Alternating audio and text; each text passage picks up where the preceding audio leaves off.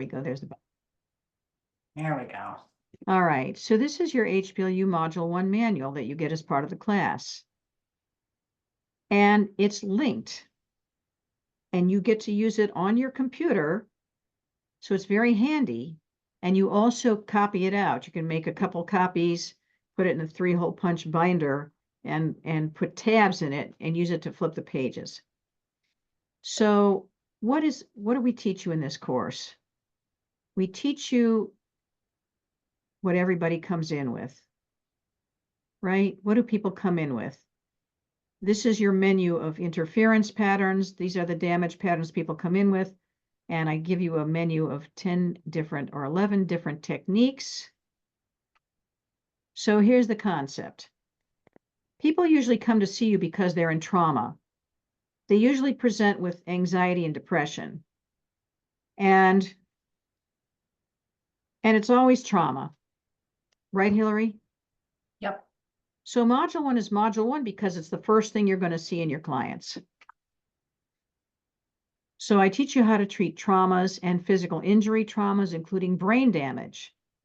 I can teach you how to treat brain damage and restore functionality to people's brains. How's that?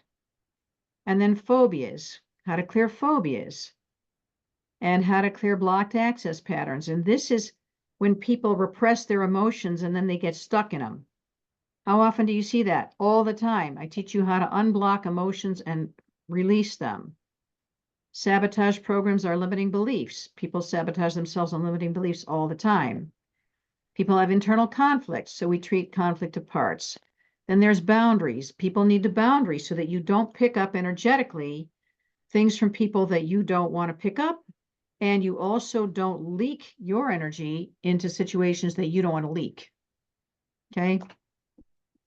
This is very important when you're working with people, that you have boundaries with all the emotions, and that you have boundaries with people's traumas and boundaries with their emergencies and boundaries with everything in your life, so that you don't take in what you don't want to take in, you don't leak or overreact or drain yourself when you don't want to do that either. Very important. And of course, just negative emotions. People deal with negative emotions all the time. Wouldn't it be nice if you could just clear them in minutes? Right. And then we started doing some work on weight loss, actually, and elator patterns cause cravings. So you can clear a craving in 10 minutes and it never comes back. Is that appealing? So I go to conferences and I go, okay, I'm going to treat your cravings in 15 minutes. And people come up to me and I treat them in 15 minutes and then they're done. You know, people had cravings for chocolate, go, what, chocolate? I'm not interested anymore. They just lose interest. And then grudges, right? Grudges are a problem. I also teach you 11 different techniques that are used to clear these things from the interior. So what's the philosophy here? The HBLU philosophy is that we all have souls and bodies. See this so far? We've got souls and bodies. I see everybody here has a soul and a body. And you have an unconscious mind and a conscious mind. And the deal here is that you want them to all work together as one on a team. Wouldn't that be nice? So major challenge in life, getting all your levels to coordinate. Excuse me. So I assume that we're here to do a soul mission, make a contribution to the world that's unique to us, and then experience the fullness of life in this form, in this dimension, and continue to grow and evolve. It's all good, yes? So if something isn't working in some area of your life, I assume that there's something blocking you. And it could be at the unconscious level. It could be at the body level. It could be at the soul level. But the problem is that your conscious mind doesn't know what it is and doesn't know how to treat it. And so you end up being frustrated that you're blocked and you're not getting the results you want and you don't know why and you don't know what to do about it. So HBLU is the answer to how to find out why and what to do about it. Yes? So people come in and I teach them how to communicate with their soul. Wouldn't that be nice? So your conscious mind, I tell people your conscious mind is Sherlock Holmes. I'm Watson. This is HBLU Mystery Theater. And the attitude is inquiring minds want to know what's going on inside. So I teach people how to muscle test. Now, muscle testing is like lie detector testing. And many energy psychology methods, even chiropractic, teach muscle testing. And muscle testing is the way for your body to give you true and false answers. So you can send questions into your body, use it as its own lie detector machine, and direct the question to your inner levels. You can ask your soul, what's blocking me? And you can ask your unconscious mind what's blocking me. And you can ask your toe, what's hurting my toe? You can literally send a message to your toe and have it answer you through muscle testing. And then you can get accurate answers. Now, many methods teach muscle testing, but I find out afterwards that the people who've taken the training often do not trust the muscle testing, and they're not sure they're doing it right, and they're afraid to use it. So what I teach people, what Hillary teaches people, is how to do muscle testing accurately and how to recognize what you're seeing when muscle testing is doing this or that or the other thing. So my philosophy is muscle testing is always accurate, except that you need to know what it's showing you. So, and Hillary teaches a one-day training on just muscle testing, right, Hillary? Yeah, and it's based on the 3 foundations that we teach that you won't find everywhere else, which is clearing blocks in your energy field, which is what Judith was saying, that all of our levels need to be communicating and they need to be working together as a team. So if they're not doing that, you're not going to be able to get information from your deepest wisdom or your soul because another level is not communicating. So we clear the blocks that could be interfering with your levels communicating. We cover simple clearing to be able to create the right energy field to get the answers, and then also how to ask questions properly. And that's a huge part of it that sometimes doesn't get enough information. You can't just say, well, is it this or is it that? You know, my toe's hurting. Is it this? Or is it that? That's not a question that's going to get you a good answer in muscle testing. So that's just a little sample of some of the ways that this is really a robust system so that when you get done, you can feel confident in your answers. Right. So what I teach you to do is I teach you to use the menus that I just showed you to ask questions with. So let's say somebody's priority goal is to recover from the injury of falling off the ladder, right? Fully functioning body, recover full function in my body. That's the goal. And then we want to find out what's interfering.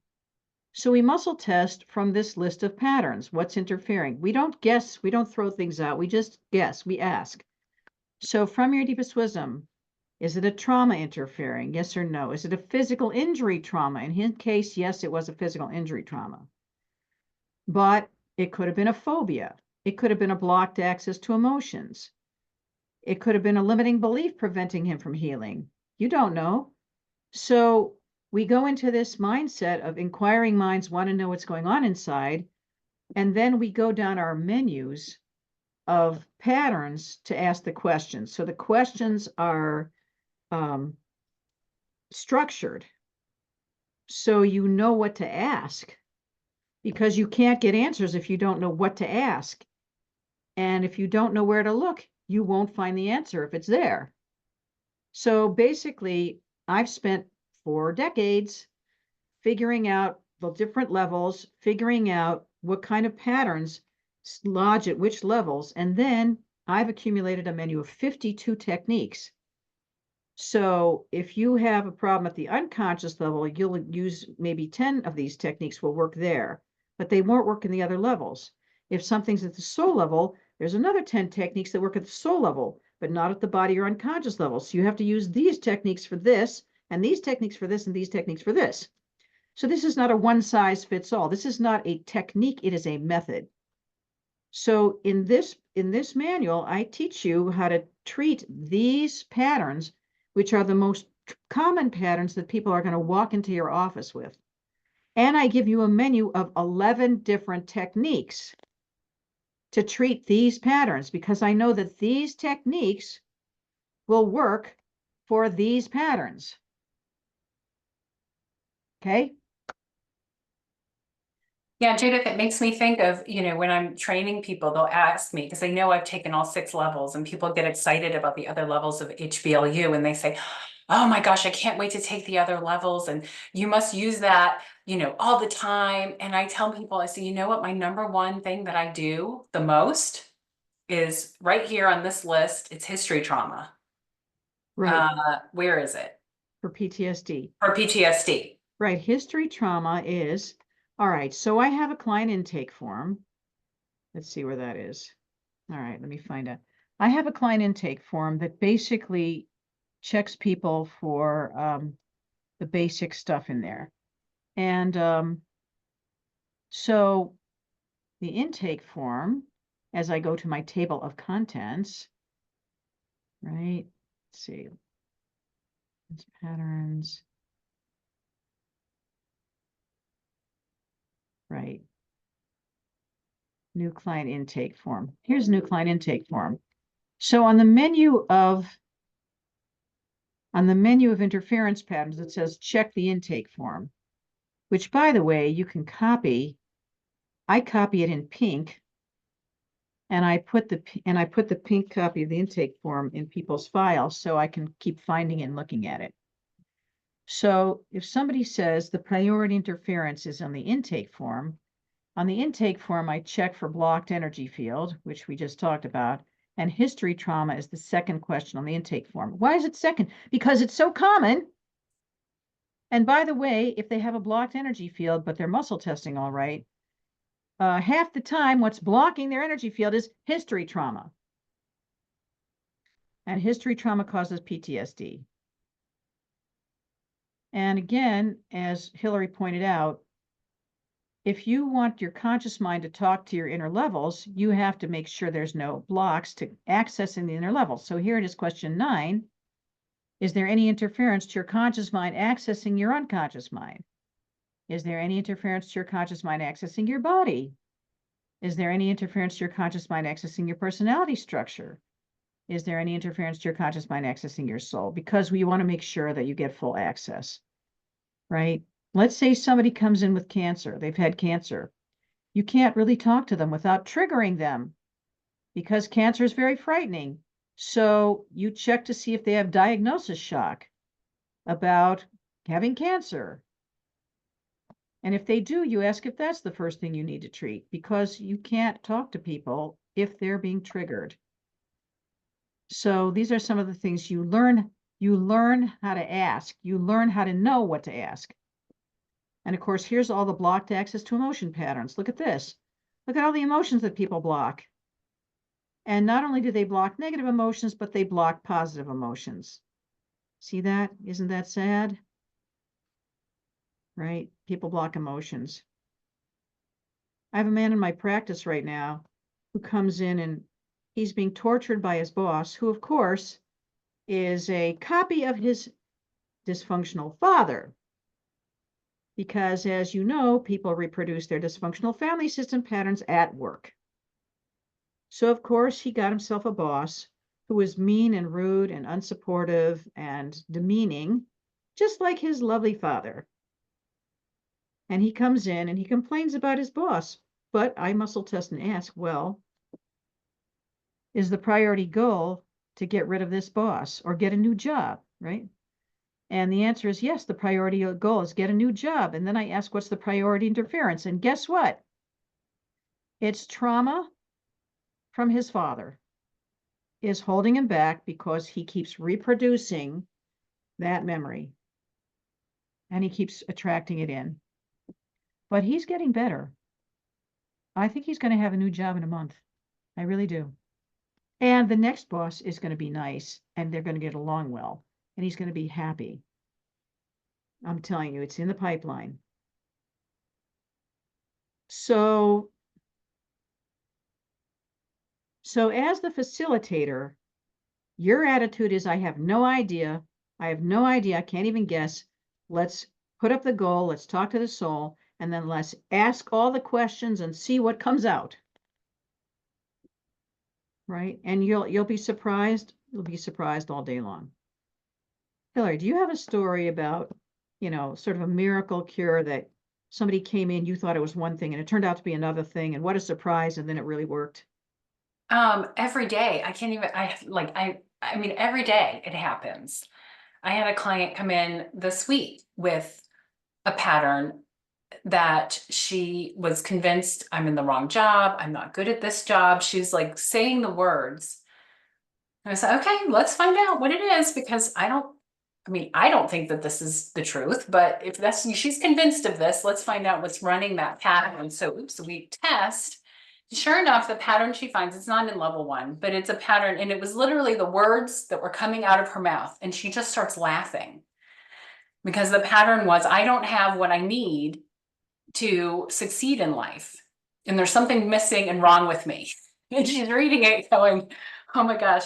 She said, this always happens. This happened to this person numerous times. She was single, barely surviving in a horrible job. She's now getting married next month. She's trying different jobs and trying to figure out one that she really likes in the field that she wants to be in, but she's doing. And so I think this is really going to be the next step for her, is getting her into more of her soul mission. She's close, but she's not quite there yet. And this was the next pattern. Yeah. Yeah, exactly. And so we get people unstuck. People said, how do you explain HBLU to people? I go, well, it's very easy. I say we get people unstuck by clearing unconscious self-sabotage. And they go, oh, that sounds really good. Tell me more. Right.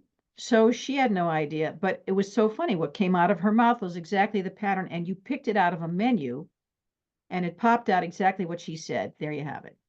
Yeah. But the soul is leading the healing. So her soul knows what's on your list. Her soul knows, you know, what you have available, and her soul, you know, calls it out. And you just follow what she says and then laugh the whole way. Yeah, the other thing is HBLU is very fun. People laugh. We do all kinds of strange things. I had somebody come in today and tell me that she's frustrated because she's very ambitious and she wanted to get a promotion. And there was a woman who'd been there 6 months before her who got promoted before her. Well, what's wrong with that? So she's acting like there's something wrong. This woman who got there 6 months before me got promoted 6 months before me. And I'm on track for a promotion in 6 months. And I'm like, well, what's wrong with that? Well, when I saw her get promoted, it made me feel like I was inadequate or I wasn't good enough. I go, you're not good enough. Right. So what? Why do you think it takes 6 more months? And then I said, so the head of the company, you want to be the head of the company someday.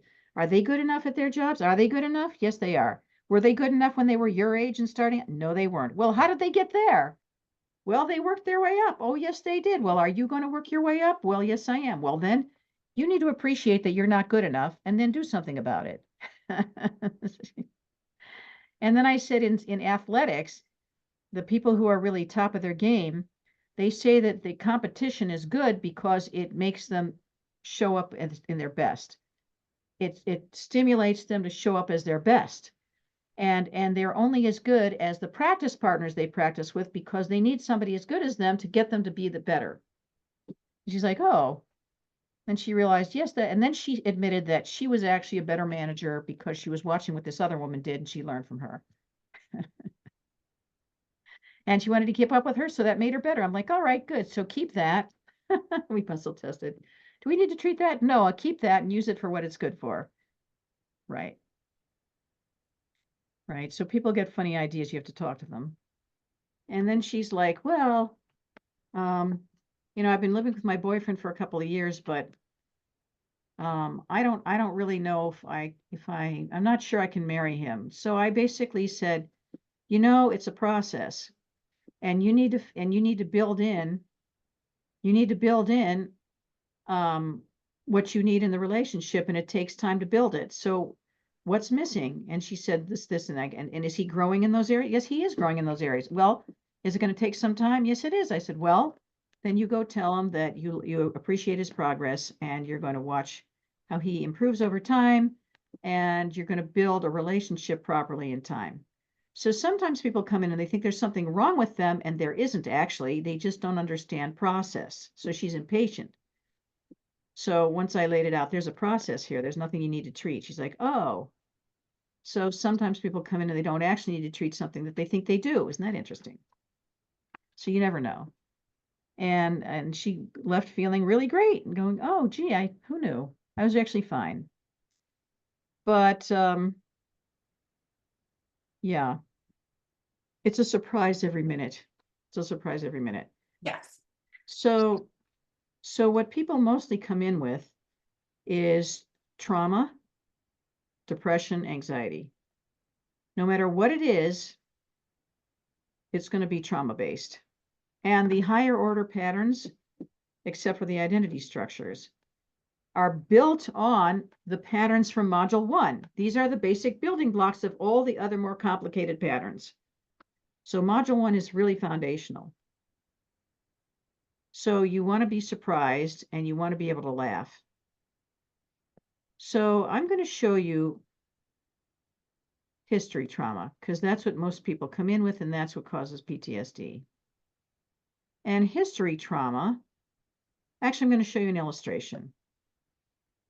History trauma, so this is your body, and this is your past, present, and future.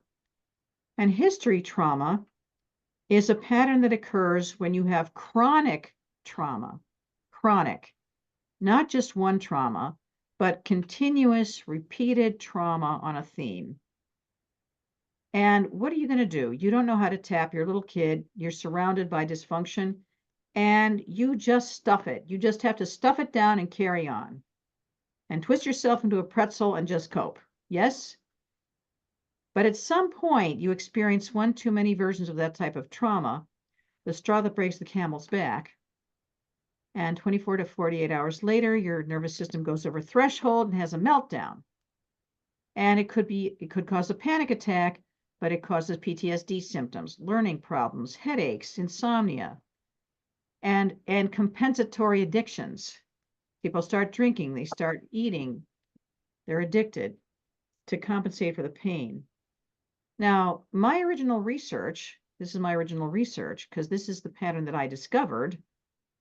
My original research said that what happened here when you go over threshold is that you have a part of you in the unconscious mind called the blocking part. And I had heard of blocked memories of sexual abuse. So I understood the concept of a blocking part. I just looked for where it was, and it was at the unconscious level. And this part is like a circuit breaker.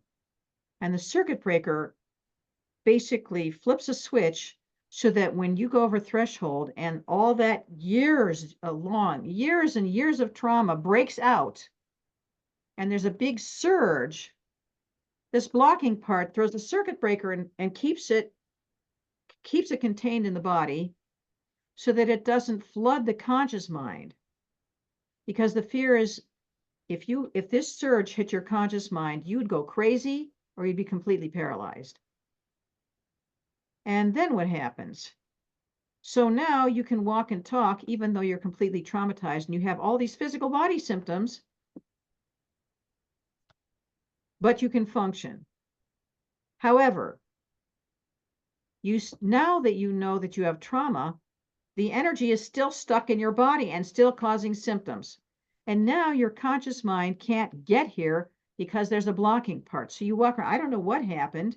I'm having all these symptoms. I don't know where they're coming from. That's right. Your conscious mind doesn't know where they're coming from because the unconscious mind blocked the memory of where they're coming from. So you function, okay, it's a protective mechanism, but now you've got physical pain, you have tremors, you have vertigo, you have tinnitus, you have insomnia, you have addictions, you have anxiety, you have learning problems, you have depression, you have all these symptoms, and you can't clear them. So I figured out this structure, and I figured out that we're not going to go here into the trauma memories themselves because there's a reason for the blocking part. And if you try to go into a memory that is behind a block, you can re-traumatize the client because you wouldn't just access that memory, but you would access all the energy around it, and then it could flood you and cause a reaction. So I thought, well, how about if we just treat the blocking part? And so my first client ever with PTSD, I thought maybe this is the structure. I'd never tried it before. And he came in and I tried it with him. And I asked him, where's the part of you that can't bear to think about that history? And I forget where he said it was, but then I said, we're going to call this the blocking part. And then we treated the blocking part with a standard trauma outline that you learn in Module 1, except we weren't treating him, we were treating his blocking part. And lo and behold, when we treated the blocking part for trauma, all of the trauma energy that was stuck in his body drained out spontaneously. It just drained out of him physically. People can actually feel it drain, right, Hillary? Yes. And it went away, and we never had to go here. It just drained out. And so I wanted to mention that when we map history trauma, we ask what the title is of the history trauma, what are the versions? And so Bill, who talked about people who were in narcissistic and torturing relationships, yes, they're going to come in with history trauma. Now, look at the common versions of history trauma. Early childhood neglect and abuse. How common is that? It's everywhere. And then here's the intimate relationship history trauma, Bill, right there, number 2. Then there's military history trauma, common in veterans with PTSD. And then there's career history trauma with people who are lost, don't know what they're doing, fail in their careers. Then there's medical or medical treatment history trauma, common in people with cancer or other serious illness, right? It's chronic. They're traumatized on a daily basis. It's a long period of time that they have to suffer trauma to get through the medical treatment.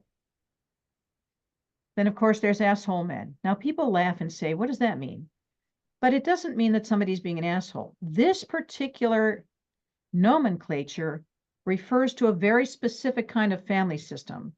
And this is the kind of family system where a husband and wife are married and they have children. And then the husband decides that he is going to cheat on his wife. He's going to beat her. And he's going to keep all the money for himself. And he's going to control her. And after he's tortured her enough, he decides he's going to leave her. And he leaves her and the children without a penny and refuses to provide for them. And they go into poverty. They go into poverty and starvation. And he walks off with all the money, having basically ground his family into the dirt. And I'm sorry to say the reason that this trauma is in my common list is because it's common. I had a client who told me that he and his mother and his brother were left to starve by his lawyer father, who made a lot of money, and his mother didn't work. And he let them stay in the house while he moved to town. And they had no food, and it was winter, and it was freezing. And he talks about going outside and breaking ice in the pond to try to catch catfish so they'd have something to eat. Really, that is asshole men. So you can understand why that would be a very bad history, and why this particular history would show up in some of your clients, Bill, because they're reproducing this. Absolutely. You're singing my song. Mm-hmm. So this has to be treated. This has to be treated. Otherwise, they will reproduce that pattern in their lives. And not just in their relationships, but at work. And then we have mentally ill parent or family. Just the title tells you what horror they lived with. On a daily basis, is my mother going to be sane today, or is she going to go crazy? Right, on any given day. So, and then people can have other versions, but boy, when people read this, they recognize this. They just recognize it. Oh yeah, totally. The title tells you what they lived through. And so you understand why it's blocked, because you have to survive. So the first client I treated in my entire life for PTSD. I treated with the history trauma protocol, which I mapped out, guessed that that's what it was, guessed that that would work, and it worked first time. And I'm going to show you what we did. I'm going to show this to you. I published this paper. I published this in a peer-reviewed journal. This was the International Journal of Healing and Caring Online. And the title of this paper was Elimination of Post-Traumatic Stress Disorder and Other Psychiatric Symptoms in a Disabled Veteran with Traumatic Brain Injury. By the way, we cured him of brain injury in just 6 sessions using healing from the body level up. So when we started working, I gave him all the standard tests. Oh, guess what? This is what he had in his nervous system. He had medical history trauma because he got shot through the head in Vietnam, and then he got got hit over the head with a 2x4 literally, and had a brain bleed and had to have brain surgery to remove this big blood clot out of his brain, and then a tumor grew there, and then they had to take that, and then a second tumor grew there. They take that, and by then he was completely disabled brain-wise. So he had medical history trauma. He had early childhood abuse history trauma. You know how he became a Navy SEAL? Because he was abused in childhood, he would go beat people up.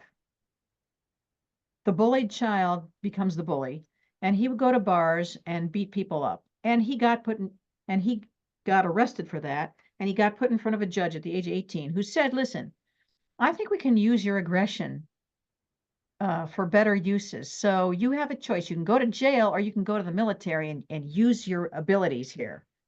So he chose the military and he went to the Navy, became a Navy SEAL. There you go. Early childhood abuse and neglect history trauma. Military history trauma, okay, because guess what? He got shot at all the time, and then he got a bullet through his head.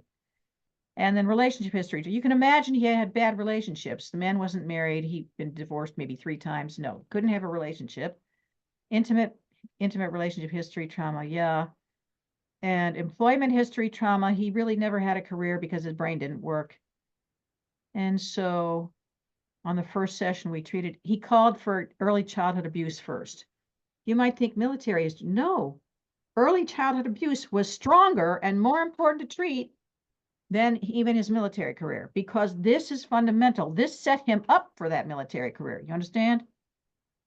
So I treated him. And this is the PCLM. This is the PTSD military checklist.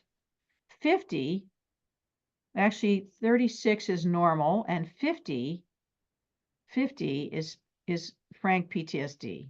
You can see he was way above 50. And I treated him. And 6 sessions later, which was 3 months later, not only was he normal, but he was on the baseline.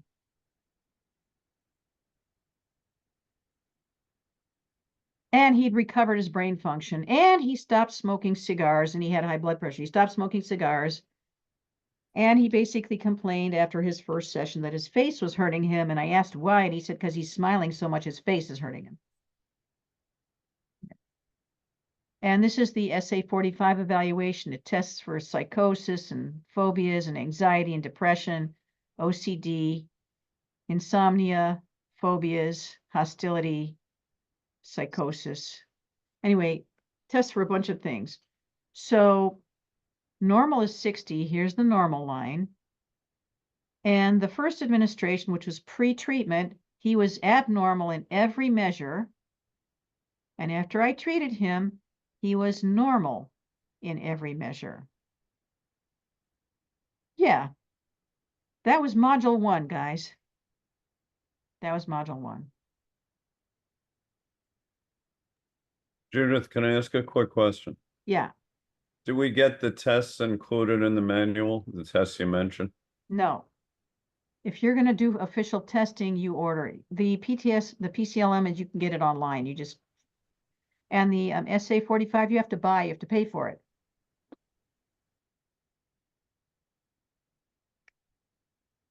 And it comes with a little booklet how to administer it and how to evaluate it. They're easy to get though.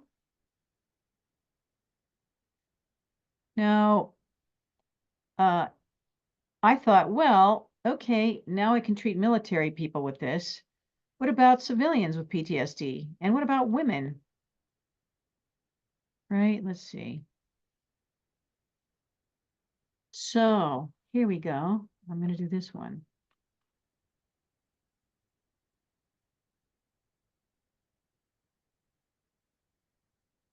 All right, this one we're done with.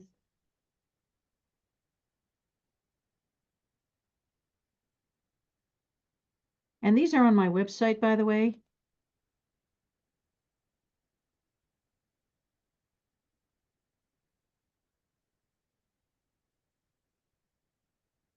Under learned and published papers.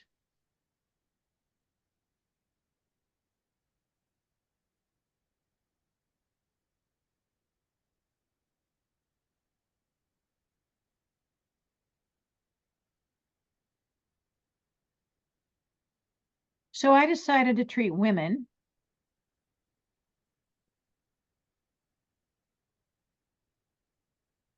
So I treated 3 women. 1 was military and 2 were lay people. And I published that too.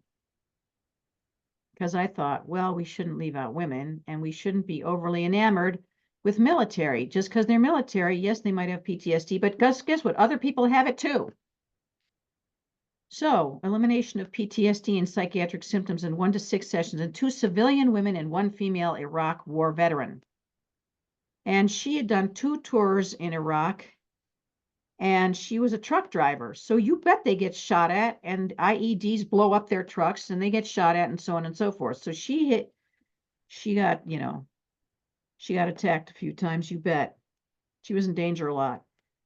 And not only that, but she got raped in the military. She had military rape. Yes, that happens, really.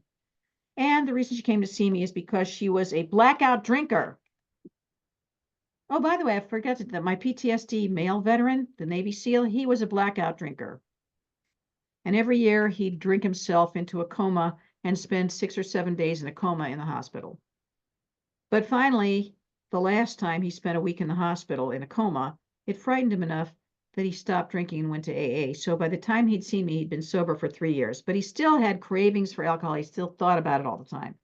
I treated him, he stopped thinking about it. So this one was a blackout drinker, and her partner was terrified that if she went out of town, she'd come home and find my war veteran dead of alcohol poisoning. So that's why she came to see me.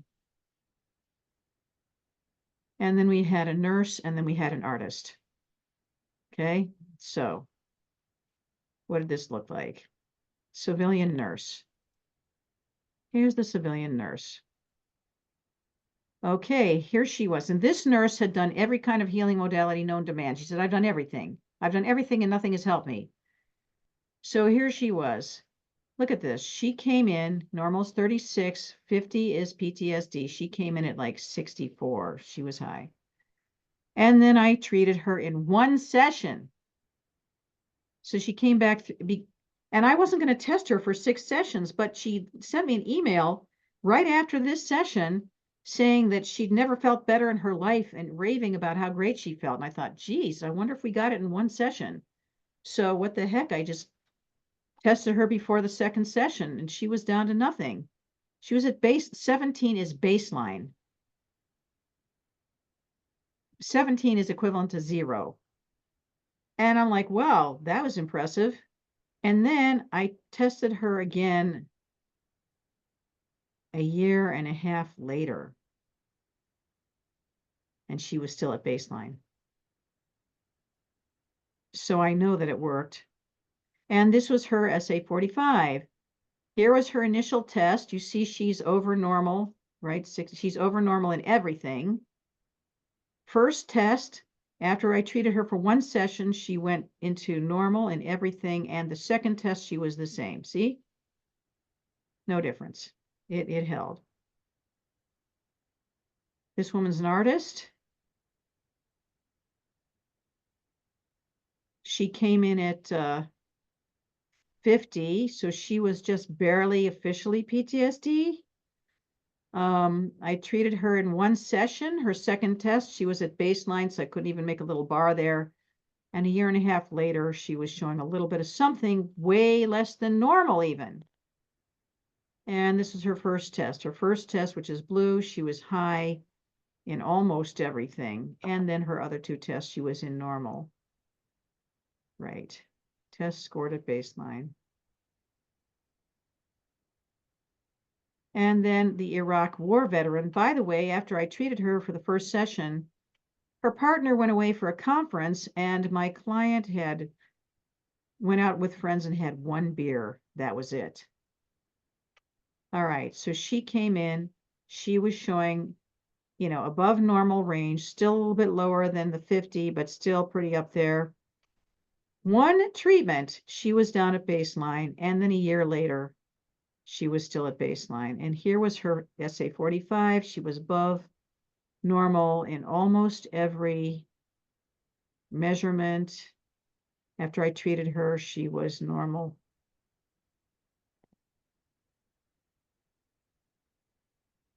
There you go. So when I say in my advertisements for HBLU1, I teach you how to eliminate PTSD symptoms in 1 to 6 sessions. And I teach you this in the equivalent of a 5-day training. I was not kidding. I meant it. Would you like to do that? Do you know people have PTSD? Would you like to have them waltz in and you just treat them and bang, they go home and feel better? All their addictions stop. They start sleeping. They can learn. Their brain works. They stop feeling anxious and depressed. Wouldn't that be nice? Would you like to do that? Join us for Module 1. We'll teach you how to do it. Right, Hillary? Absolutely. I do it every day. It's amazing. And what this does is it really helps you cut through all of the confusion, really, and just get to, we talk about getting the root of the problem. But this actually helps you get there. And so one thing too, I want to add about the training is that I know we went through a lot of different patterns tonight. But this 200-page manual gives you step-by-step instructions. And when you do the training, we give you time for practice. So there is lots of practice time. You will leave this training at the end being ready to go start doing this and practicing. And so this isn't a thing where like, oh, 2 trainings later, you might be ready. No, you're going to be ready as soon as you're done with Module 1.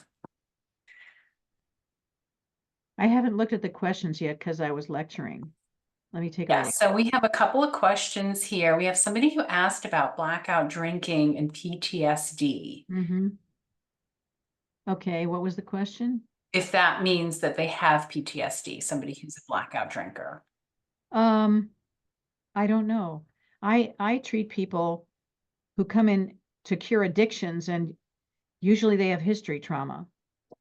So I don't know if they've been officially, so I don't know. What do you think, Hillary?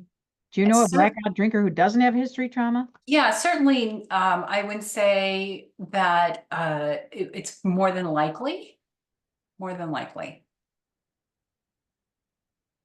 But it could be some other things. But yeah, definitely treating the history trauma. I don't really know anybody that I've treated for history trauma that continues to drink excessively once it's cleared. Yeah.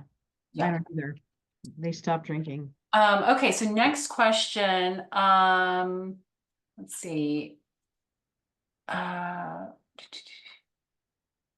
Is sugar addiction history trauma? No, not necessarily. No, it could be any later pattern. Yes. It's usually any later pattern. But I teach you that in Module 1. Yes. Let me see. Anything else? I think that was it. Oh, can you learn this for yourself for self-care? Well, that's what I said at the beginning. We give you a manual, you learn how to do it.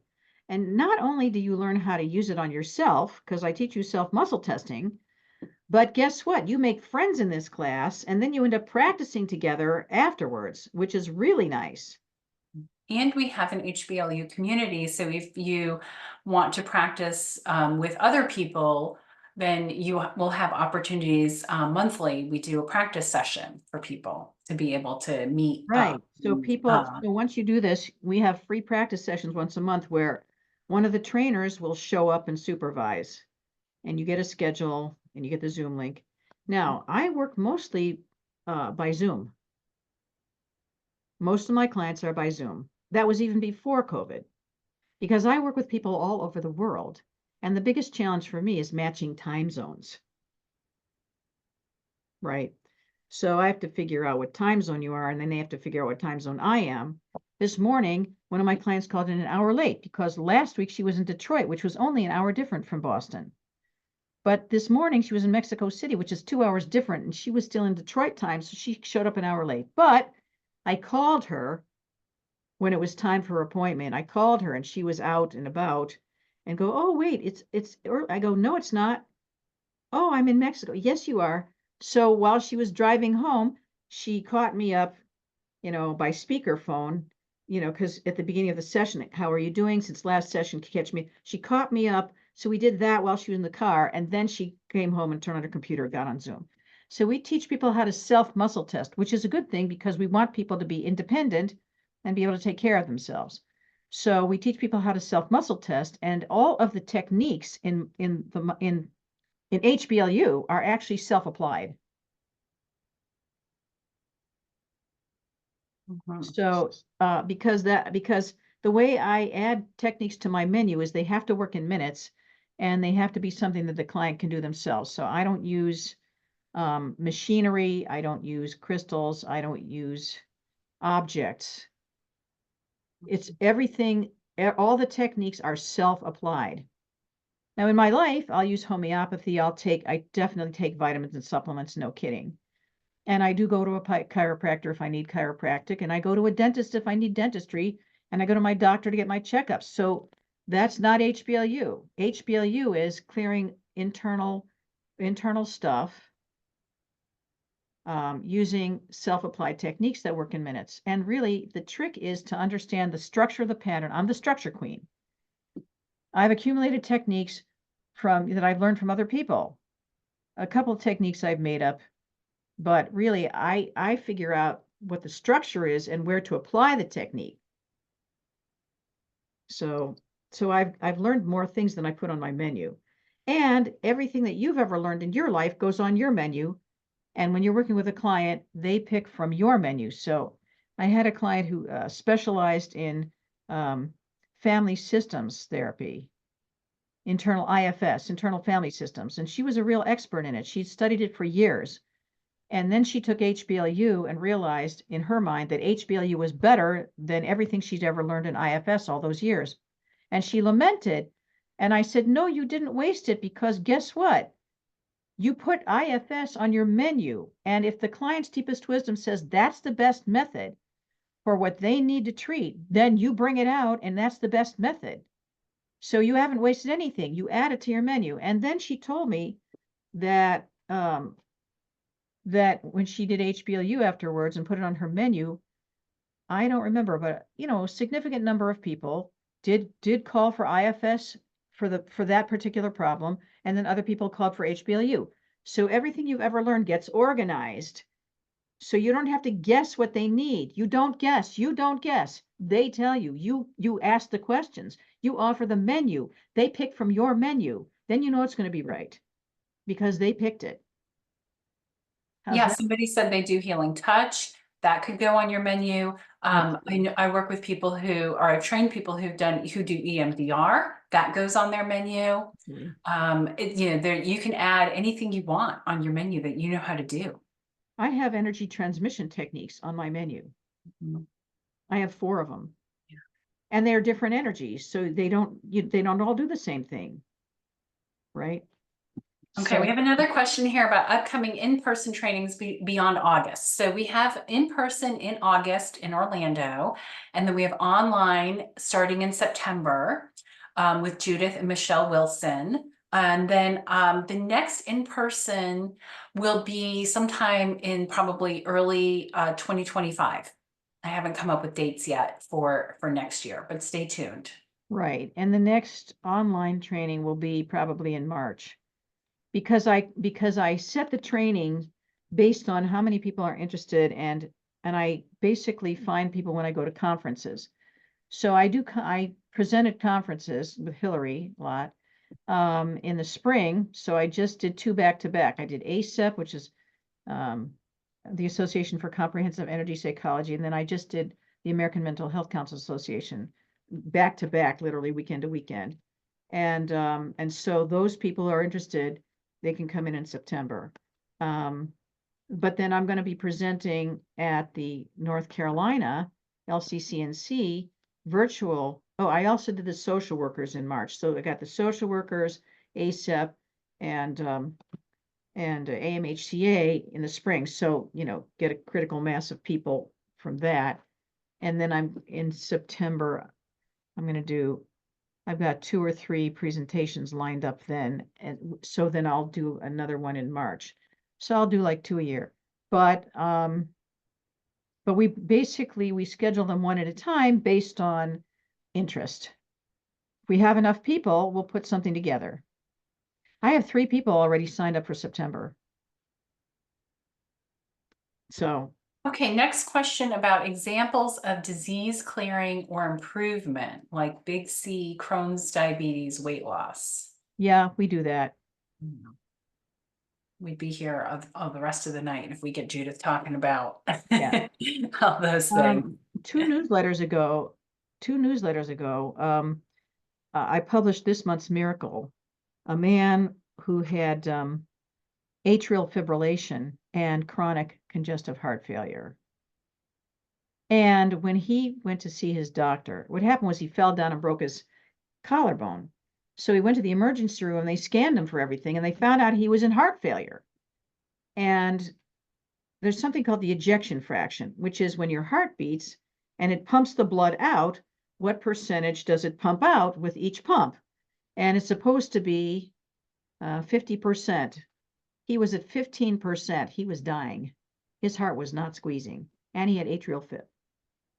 And so his doctor went to a cardiologist who was really quite frantic, and they couldn't control the atrial fib. So they did a cardioversion, meaning they electroshocked him to get his heart back in the rhythm. And she said it didn't really work. So now she was going to go cut a nerve to his heart just to get it to stop beating so rapidly. But before she did that, he came to see me. So we did 2 sessions, and it was HBLU 1. I think it was history trauma. And he went back after 2 sessions with me to get his heart checked again, and the AFib was gone. And the doctor said, and she put him on all kinds of medications, and it wasn't even regulating.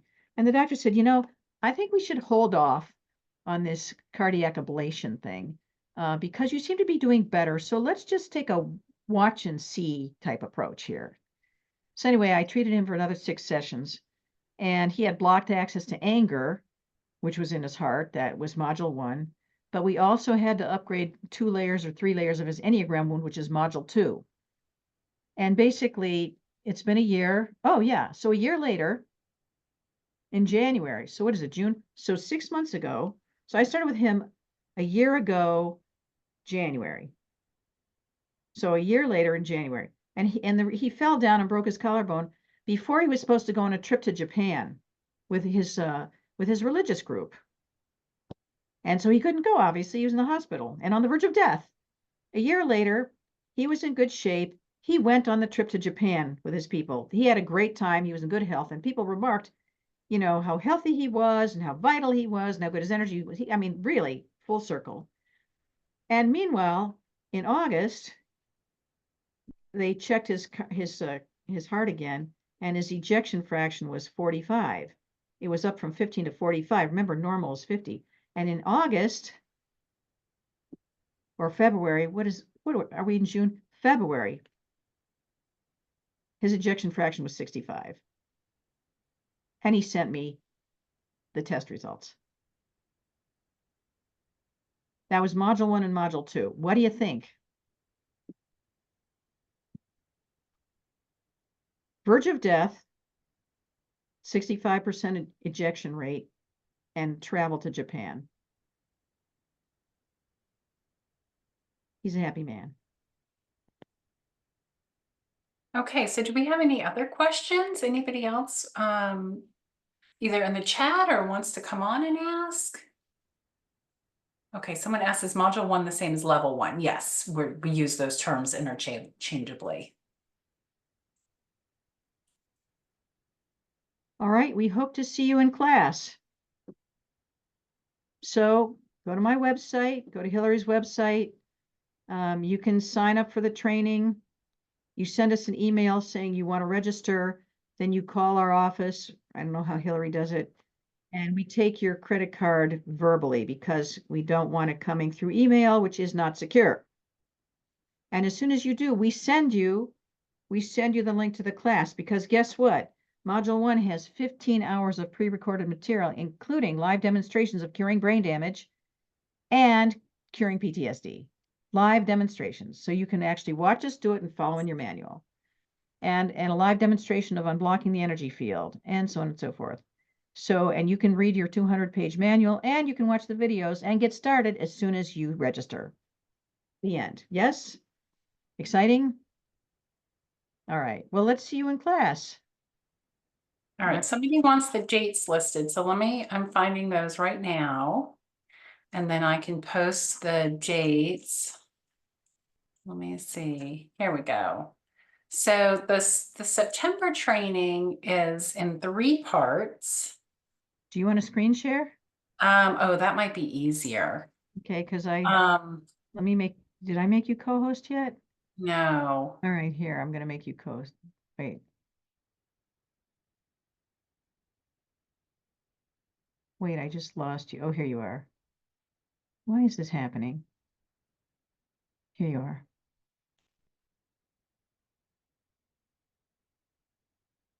Okay, screen share.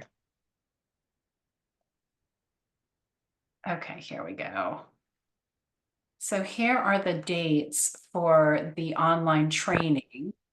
It starts September 27th, and September 28th, and then it's October 4th and 5th, and then October 25th, 26th, 27th. That's the online training. If you want to come in person, the in-person training is August 1st through 4th. And I have that on this website. So go up to Yeah. the top of this page. Okay. Go all the way to the top of this page. To the top. Okay. See, because Here it is. yes. Okay, so then here's the August training, 1 through 4. It's a Thursday through Sunday. And it's at my office in Orlando. And then we do 1 day online. That's where I teach you how to accurately muscle test. We do that July 20th, and it is online. And we do that a little bit before the class so that when you come in person, if you're coming from out of town, we can do it over a long weekend, and it's a little easier for people to manage the time off work that way. Do we clear people in class? Yes, you practice with each other. That's how you learn it. Huge healings happen in class. Yeah, huge. Mm-hmm. Mm-hmm. Right, you take turns being the subject and the facilitator. Yeah. Yeah, okay, any other questions? Let me see, I'll stop that here. I don't see anything else. Okay. Thank you, everyone. All right, we'll see you in class. Yeah, we'll see you in class. All right, bye. Bye, everybody.